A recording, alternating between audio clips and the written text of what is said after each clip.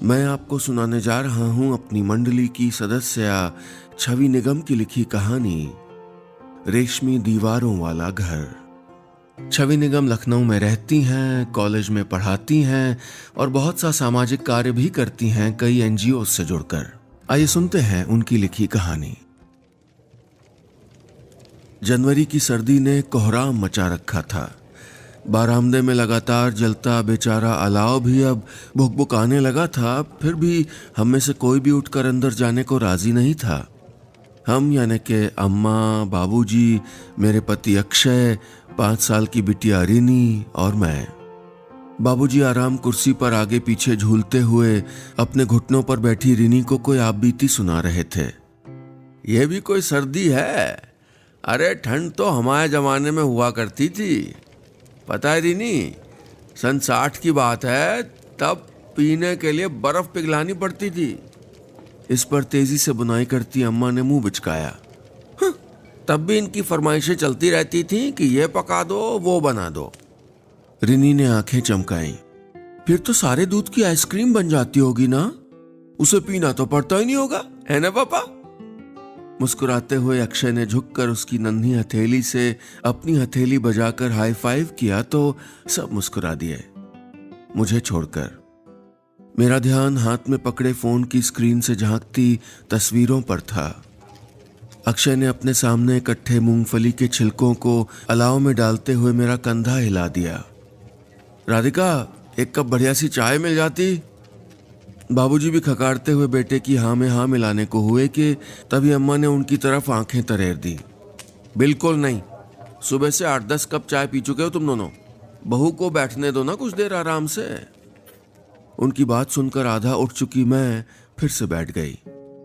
और कोई वक्त होता तो मैं चाय के साथ पकौड़े भी बना लाती, लेकिन इस वक्त नहीं। अक्षय ने तिरछी निगाह मेरे फोन पर डाली और छेड़ती आवाज में बोल पड़े, अरे अम्मा, आपकी लाडली बहू वैसे भी ना उठने वाली। फोटो में देख रही है, वो भी अपनी सखी सुलक्षणा की।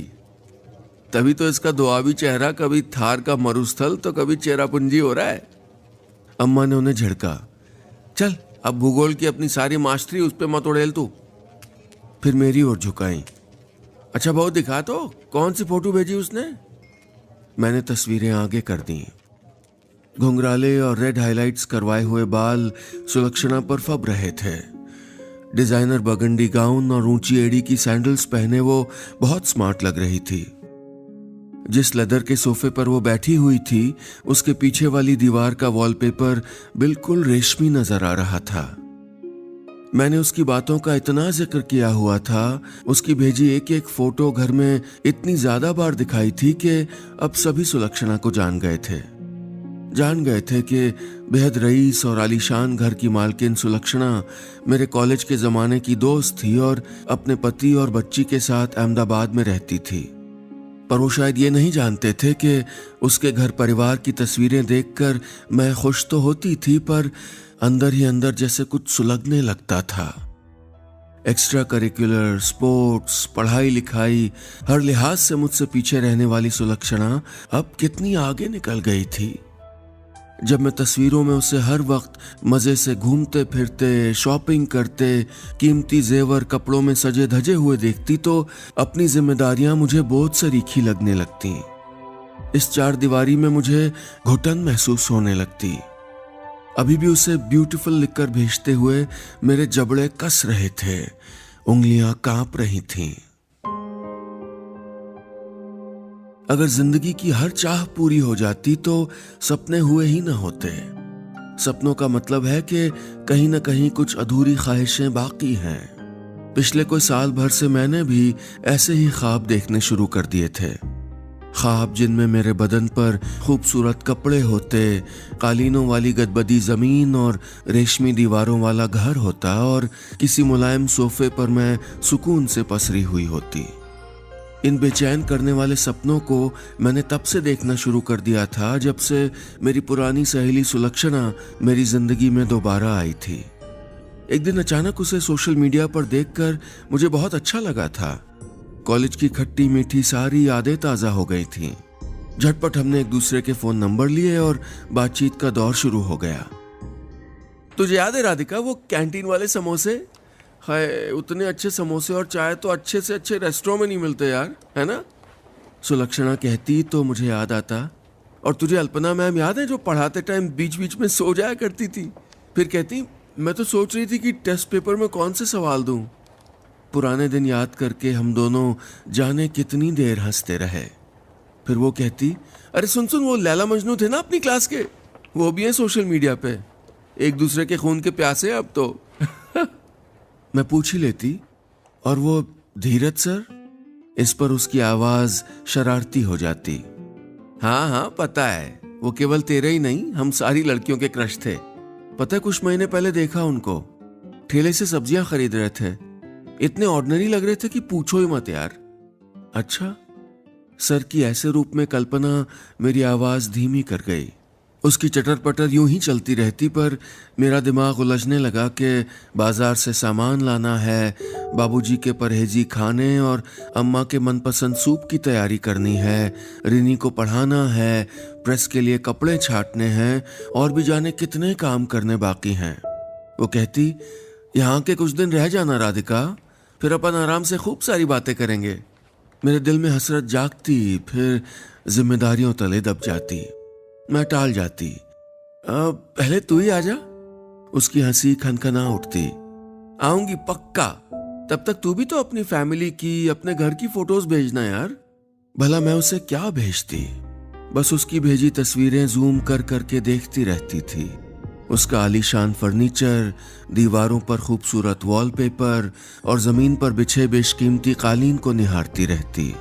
मेरे घर की तरह वहां किचन में फैले बर्तन नहीं थे, बिस्तर पर गुंजे पड़े तौलिए और उतारे गए कपड़े नहीं थे, डाइनिंग टेबल पर बिखरी दवाएं, पेन स्टैंड, 10 तरह के फोन चार्जर और अल्लम गल्लम सामान नहीं, जमीन पर बिछे अखबार और उन अखबारों पर साग सब्जियों और मूंगफलियों के छिलकों का ढेर नहीं, जूतों में उलझती चप्पलें नहीं, पलंग के नीचे चाय के कपों का ढेर नहीं, सोफे पर पसरे खिलौने नहीं, मम्मी मम्मी का शोर नहीं, अरे मेरा चश्मा देखा कहीं की पुकार नहीं। दीवार से टिके मैंने गहरी सांस ली। अम्मा, बाबूजी, रिनी, अक्षय सब अंदर जाने से पहले सामान समेट रहे थे। मैं भी चटाई उठाने को झुकी कि तभी मेरा फोन गनगनाया। सुलक्षणा का एक और मैसेज आया था।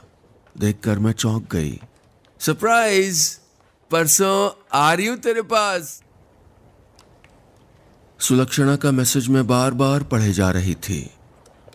वही मैसेज जिसमें खूब सारे स्माइलीज बनाते हुए उसने लिखा था कि वो परसों सुबह अपनी बिटिया के साथ आएगी और शाम की फ्लाइट से लौट जाएगी। इतने वक्त बाद उससे मिलने का ख्याल मेरे दिल को गुदगुदा रहा था, लेकिन जल्द ही वो खुशी चिंता के बादलों में खोने लगी। मुझे उसकी घुमा फिरा कर की गई पूछताछ याद आने लगी थी। वो अक्सर कहती थी, पहले भी तू साफ सफाई को लेकर कितनी नखरीली थी ना राधिका, पर तेरी चॉइस हमेशा बेस्ट होती थी। हम सारी फ्रेंड्स जानती थी कि सबसे खूबसूरत घर तो तेरा ही होगा। मुझे तेरी फोटोज उनसे शेयर करनी है यार। मेरा दिल बैठ जाता था। वक्त सब बदल देता है सुलक्षणा। सबसे खूबसूरत घर की चीजें भी बिखर जाया करती हैं, वो तल्ख हो जाती। हाँ यार, जब कभी मेरे सास ससुर कुछ दिन को आते हैं ना, तो मेरा घर भी फैला फैला हो जाता है। दवाओं बाम की गंध ना जैसे बस जाती है। उनके जाते ही सब समेटना पड़ता है। उसकी बातें तब अजीब लगती, लेकिन जाने क्यों इस वक्त मुझे ठीक लग रही थी। न्यूक्लियर फैमिली में रहते हुए वो अपनी मनमर्जी चला सकती थी, पर मैं नहीं। मुझे तो अपनी ख्वाहिशों से पहले सबकी सहूलियतें देखनी पड़ती थीं। लेकिन इस वजह से क्या दोस्तों में मेरा मजाक बनेगा? क्या वो उन दीवारों की खिल्ली उड़ाएगी जिस पर किस्म किस्म के पोस्टर्स और कैलेंडर के बीच बीच में टेप से रिनी की बचकानी पेंटिंग्स और कार्ड्स भी चिपके हुए थे? तब मैंने टोका था उसे, तो अक्षय ने उल्टा समझाया था।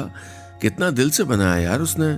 आई love my grandparents, happy mother's day, father's day. और देखो मेरी बिटिया अभी से ऑस्ट्रेलिया और अफ्रीका का नक्शा बनाने लगी है। बाबूजी अपना चश्मा ठीक करते हुए मुस्कुराए थे। पार्टीशन के पहले भारत भी ऐसा ही लगता था। और लव यू दादी पढ़कर अम्मा रिनी की बलाएं लेने लगती थी। वैसे तो मैं भी उसके गाल को चूमे बिना रह नहीं पाई थी, पर सुलक्षणा समझ पाएगी ये सब? या मेरी एंटीक पीतल की मूर्ति को तौलिए स्टैंड और महंगी फ्रूट बास्केट को दवाओं की टोकरी बनी देखकर मुंह बिचकाएगी? मुझे अनमना देखकर अक्षय ने पूछा, क्या हुआ राधिका?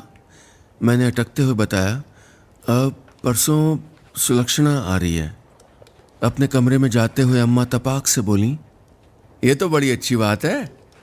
रिनी मटकने लगी। मौसी की बेटी सनी भी आएगी ना? अक्षय भी छेड़ने लगे। ओहो, तो सुलक्षणा देवी साक्षात पधारने वाली हैं। फिर सबके जाने के बाद मेरा उतरा चेहरा देखकर वो गंभीर हो गए। ओके, मैं जाके उन लोगों को घर ले आऊंगा और अपना वर्ल्ड फेमस मटर पनीर भी बना दूंगा, डोंट वरी। लेकिन मैं कैसे वरी ना करती? कैसे बढ़िया ठाट बाट है उसके, केवल पति और बेटी है ना, इसीलिए तो सब सजा सवरा रख पाती है। क्या सोचेगी वो यहाँ आकर? उफ, समझ ही नहीं आ रहा कि क्या करूं। अच्छा होता कि कुछ टाइम के लिए अम्मा बाबूजी को कहीं भेजकर मैं यहाँ सब ठीक ठाक करवा पाती। फिर खुद की ही कड़वाहट ने मुझको रोक लिया। अपने परिवार से बेहद प्यार था मुझे, पर सुलक्षणा के सामने अपनी साख बनाए रखने का भी सवाल था। इतनी बेबसी मैंने पहले कभी नहीं महसूस की थी। रात का खाना खाते वक्त भी मेरा दिमाग उलझा रहा। उलझन में सोच तो गई थी कि अम्मा बाबूजी कुछ वक्त को कहीं चले जाएं ताकि इस मकान को मैं सुलक्षणा के देखने काबिल बनवा सकूं, लेकिन मेरा मतलब उनसे दूर जाना नहीं था। मेरा मन भारी होने लगा। सब्जी में हल्दी नमक बुरकते हुए मेरी नजरें परिक्रमा करती रहीं अपने घर की, जो मेरे लिए दुनिया की सबसे प्यारी जगह थी। शादी के बाद जब मैं यहाँ आई थी तो अम्मा बाबूजी ने आशीर्वाद देते हुए कहा था, लो बहू, अब संभालो अपना घर। और मैं उन कीमती रिश्तों को सहेजने में जुट गई थी। सब नाते रिश्तेदार खूबसूरती से सजे हमारे घर की तारीफ करते न थकते थे। फिर रिनी का जन्म हुआ और बढ़ती उम्र का असर अम्मा बाबूजी पर भी होने लगा। मेरी हर वक्त की साफ सफाई, हर चीज की साथ संभाल सबको असहज करने लगी थी। ये तो आपातकाल वाले हालात हो रहे हैं भाई घर के। बुदबुदाते हुए बाबूजी का चेहरा तना हुआ दिखने लगा। बहू, तुम ही बता दो कि ऊन सलाइयां कहाँ रखनी है, दवाएं और मालिश वाला तेल कहाँ रखना है, कहती अम्मा का माथा सिकुड़ने लगा। अक्षय की शिकायतें भी बढ़ने लगी। अरे यार, अब हर टाइम की टोकाटाकी ठीक नहीं है ना। बंदा अपने घर में ही आराम से ना बैठ पाए तो कहाँ बैठे जाके भाई हैं? आखिर मैंने ही खुद को बदलना शुरू कर दिया। थोड़े बहुत बिखराव को नजरअंदाज करने से सबके चेहरे से तनाव छटने लगा था। मैं भी खुश और संतुष्ट थी, लेकिन सुलक्षणा से मिलने के बाद मेरे अंदर कमतरी का एहसास आने लगा था। हालांकि आज भी मेरा घर बेहद प्यारा था, पर वो सुलक्षणा जैसा परफेक्ट तो नहीं था ना। ये सब सोचते हुए मेरी कसमसाहट बढ़ती जा रही थी। कुछ देर बाद खाना लगाने में डाइनिंग टेबल पर पहुंची तो हैरान रह गई। बाहर का माहौल पूरी तरह से बदल चुका था। रिनी दौड़ दौड़ कर अखबार, पत्रिकाएं वगैरह उठा उठा कर बाबूजी को दे रही थी और वो गड्डी बनाकर रखते जा रहे थे। रिनी, अपने टॉयज को भी बॉक्स में डाल दो बेटा। हाँ, अच्छा, उन्होंने कहा तो खिलखिलाते हुए रिनी वापस दौड़ गई। अम्मा के हाथ में बड़ा सा गिलाफ था जिसमें वो अपने ऊन के गोले, कपड़े के थान और कतरने और भी जाने क्या क्या भरती जा रही थीं। उन्होंने आवाज लगाई, अक्षय, और सामान भी ले आओ, इसमें डाल देंगे तो कुछ दिखेगा भी नहीं और बढ़िया गाँव तकिया भी बन जाएगा। तभी दूसरे कमरे से कपड़ों का ढेर लिए अक्षय आए और उन्हें तहाने लगे। मैंने उन्हें सवालिया नजर से देखा तो उन्होंने कंधे उचका दिए। क्या करें भाई, सुलक्षणा सुनामी आने वाली है, सो अम्मा ने रेड अलर्ट जारी कर दिया है। अम्मा ने उन्हें झूठ मूठ का झिड़क दिया। तू फिर अपना भूगोल झाड़ने लगा है? चल जाके दीवार से कैलेंडर उतार के स्टोर में रखा। बहू, तुम जाके बाजार के सामान की लिस्ट बना लो, कल जाके अपनी सहेली के लिए तोहफे भी ले आना।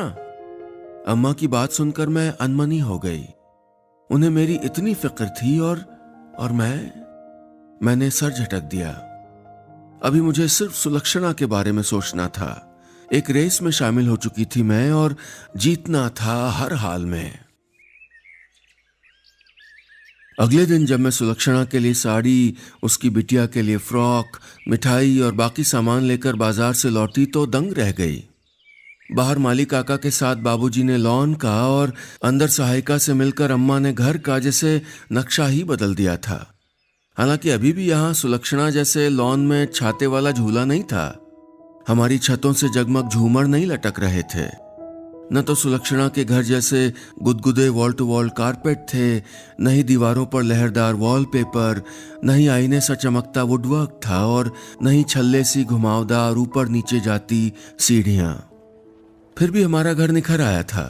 अपना घुटना सहलाते हुए अम्मा अपनी सहायिका से कह रही थी, हाँ तो ठीक है ना, दिवाली वाला बोनस तो अभी ले लीजो। इस पे स्टूल पर चढ़कर पर्दे टांगते हुए अक्षय बोले, हमें भी बोनस दिला दियो अम्मा, ये बेमौसम की आंधी के कुछ आम हमारी झोली में भी टपक जाएं। मुस्कुराते हुए मैं किचन में कॉन्टिनेंटल डिशेस की तैयारी में जुट गई। शाम तक सबके बेतरह थक चुकने के बावजूद काम जारी था। अपनी फीकी कॉफी के घूंट भरते बाबूजी बोले, चलो इस बहाने मेरे हाथ पैर भी कुछ खुले, नहीं तो रिटायरमेंट के बाद तो जैसे बदन में जंग लगने लगी थी। अम्मा ने बिस्कुट चुभलाया, हाँ लग रहा था जैसे ब्याह की तैयारी हो रही हो। अक्षय ने चुटकी ली, कहो तो रीनी की झटपट मंगनी चटपट ब्याह कर डाले अम्मा। इस पे सब हंस पड़े। अगली सुबह जब सुलक्षणा आई तो पूरा घर उसके इम्पोर्टेड परफ्यूम से महक उठा। जीन्स टॉप पहने, गॉगल्स सर पर चढ़ाए वो बहुत अच्छी लग रही थी। लेकिन मेरे ये कहने से पहले वो ही बोल पड़ी, हाय राधिका, तू तो पहले जैसी प्यारी यार अभी भी, और तू तो और भी खूबसूरत लग रही सुलक्षणा। मैंने कहा और हम एक दूसरे के गले लग गए। लगा जैसे कॉलेज का जमाना वापस आ गया हो। अरे सुनना, पता है सच्ची क्या, कसम से। ऐसे ही न जाने कितने जुमले हमारी खिलखिलाहटों के बीच गेंद जैसे लुढ़कने लगे। कुछ देर में मैं नाश्ता लगाने रसोई में गई तो अक्षय मेरी मदद करने मेरे पीछे पीछे चले आए। दोनों बच्चे खेलने में मगन थे। सुलक्षणा गौर से घर के कोने कोने का निरीक्षण करने लगी। मैंने देखा कि वो कनखियों से कभी मुझे और अक्षय को देखती तो कभी दीवार पर लगी ढेरों तस्वीरों को, जिनमें अक्षय थे अम्मा बाबूजी के साथ, रिनी थी अपने दादाजी के कंधे पर, मैं और अम्मा थे छत पर न जाने किस बात पर खिलखिलाते। थोड़ी देर में वो अंदर आई तो मैंने उसको अम्मा बाबूजी से मिलवाया। उसकी निगाहें कुछ संजीदा होकर टटोलने लगी, मानो उनके साथ रहने की वजह से मेरी लाइफस्टाइल पर पड़े असर को परख रही हो। वो मेरे पास आकर बुदबुदाई, तो उन्हीं की सहूलियत के लिए सोफे पे मिसमैच्ड कुशन रखने पड़े ना, और सेटी पे वो गाँव तकिया। और मैं असहज होने लगी। कुछ कहने को हुई कि तभी उसकी बिटिया सनी आ धमकी, मम्मा पता है रिनी कितनी लकी है, उसकी दादी ने उसकी गुड़िया के लिए कितनी सुंदर सुंदर ड्रेसेस बनाई हैं, फ्रॉक, लहंगा और साड़ी भी। और वो रोज अपने बाबा से कहानी सुन के सोती है, उनके साथ पार्क जाती है। हम भी दादी बाबा के साथ क्यों नहीं रहते? सुलक्षणा के चेहरे से रंग जरा से फीके पड़ गए, जैसे वो किसी सोच, किसी उलझन में हो। क्या उसकी जिंदगी वाकई उतनी परफेक्ट थी जैसी मुझे लगा करती थी? दिखावे का बोझ कितना भारी होता है, दोपहर तक मुझे ये महसूस होने लगा था। सोने की मटर माला चुभने लगी थी और मूंगिया सिल्क के सूट पर तेल वेल के निशान न पड़ जाएं, ये चिंता अलग परेशान किए हुए थी। अक्षय भी बुदबुदा रहे थे, यार इस कुर्ते जैकेट में तो सांस तक नहीं ली जा रही यार। पर सनी और रिनी खुश लग रहे थे। पहली बार सुलक्षणा कुछ खामोश सी थी। खाने के दौरान जब वो अचानक बोल उठी, ऐसा ही लसौड़े का अचार सनी की दादी भी, तो मैं हैरान रह गई। अम्मा मुस्कुरा दी, लेकिन रोजाना हाथ से चावल खाने वाले बाबूजी बिना शिकायत अपनी प्लेट में चावल को चम्मच से सिर्फ इधर उधर करते रहे थे। लंच के बाद मैं बस 2 मिनट में आई कहकर जल्दी जल्दी प्लेट में स्वीट डिश लगाकर अम्मा बाबूजी के कमरे की तरफ चल दी। लेकिन बाबूजी की धीमी आवाज आई तो मैं ठहर गई। मेरी शुगर लो हो रही है अक्षय की माँ, और अपने पैरों की हालत तो देखो, बहू से कहते हैं ना दवा ढूंढने को। अम्मा हाफते हुए बोली, अरे बिल्कुल नहीं, ढूंढाई के चक्कर में घर उथल पुथल हो जाएगा। बहू की सहेली के जाने तक थोड़ा सब्र कर लो, जरा देर में शुगर इतना हाई लो ना हो जाता। मेरे गले में कुछ अटकने लगा। अम्मा बाबूजी को अपनी जरूरी दवाओं के बजाय मेरी भावनाओं की दिल से परवाह थी। मेरी सहेली की खातिरदारी में वो इसलिए जुटे क्योंकि वो मुझे खुश देखना चाहते थे और मैंने बाहरी बनावट को तरजीह दी थी। मेरी आंखें धुंधला गईं। अंदर आकर मैंने प्लेट बाबूजी के सामने रखी और बोली, सॉरी बाबूजी, अम्मा आपकी दवाएं भूल गई थी, अभी लाई। बाहर निकलकर मैं दवाएं खोजने लगी। तभी मेरी नज़र सुलक्षणा पर पड़ी। वो दीवार पर टेप से चिपकाए हुए रिनी के आई लव यू मम्मी वाले कार्ड पर हाथ फिरा रही थी। मुझे देखकर वो बुदबुदाई। सनी भी सजाना चाहती थी। महंगी गुड़िया शोकेस से निकालकर खेलना भी चाहती थी, पर अब तो वो जिद भी नहीं करती। मैं उसका चेहरा देखती रही, समझ रही थी कि वो क्या कहना चाह रही थी। मैंने उसकी कलाई थाम ली। पर तेरा घर कितना प्यारा लगता है ना। उसका गला भर्रा गया। तेरी दीवारें ज्यादा सुंदर हैं राधिका, सच्ची। जाते ही मैं सनी का परफेक्ट फैमिली वाला स्केच बाहर निकालूंगी। उसमें उसके बाबा, दादी और हम तीनों जने हैं। कुछ रुककर वो फिर बोली, और जानती है तेरे पति को यूं खुश देख के लगा कि सनी के पापा को ऐसे मैंने मस्त मौला कभी नहीं देखा। अपने इन-लॉज को अलग करके मैंने अच्छा नहीं किया राधिका। मैंने उसे गले से लगा लिया। जानती है तेरा घर देख के मैं जल रही थी। तुझे इंप्रेस करना चाहती थी। सचमुच थोड़ी देर को बौरा गई थी। सुलक्षणा अपनी आंखों के कोर पोंछने लगी। मैंने रुंधे गले से कहा, अच्छा रुक, पहले दवाएं खोज लूं। सफाई के चक्कर में जाने कहां रखाई। तभी वहां खेलते हुए रिनी आ पहुंची। सनी, दादी स्वेटर बुन रही है मेरा, दिखाऊं? और उसने गांव तकिए की डोरी खींच दी। ऊन के रंग बिरंगे गोलों के साथ ढेरों सामान भी बिखर गया। रिनी के खिलौने, अक्षय और बाबूजी की चेस की गोटियां, टीवी का रिमोट और दवाई की शीशियां भी। सुलक्षणा ने मुस्कुराकर दवाएं उठाईं और मुझे थमा दी। फिर अपनी बेटी का सर थपथपाया।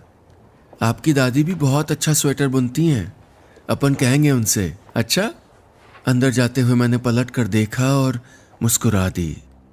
मेरा बिखरा घर भी सच में कितना प्यारा लग रहा था।